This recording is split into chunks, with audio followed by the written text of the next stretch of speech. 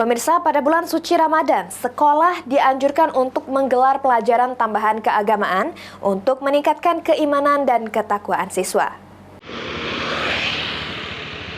Siswa sekolah dasar dan sekolah menengah pertama di Kabupaten Ogan Komering Ulu diberikan kesempatan untuk mengikuti pelajaran tambahan mengenai keagamaan. Keputusan itu diambil oleh Dinas Pendidikan setempat dengan tujuan meningkatkan pemahaman dan kecintaan terhadap nilai-nilai keagamaan selama bulan suci bagi siswa. Kepala Dinas Pendidikan Kabupaten Oku, Topan Indra Fauzi menekankan pentingnya pengalaman keagamaan dalam pembentukan karakter siswa. Hal tersebut merupakan upaya Disdik Oku untuk memberikan ruang bagi siswa untuk lebih mendalami nilai-nilai keagamaan yang merupakan bagian penting dari pembentukan kepribadian para siswa.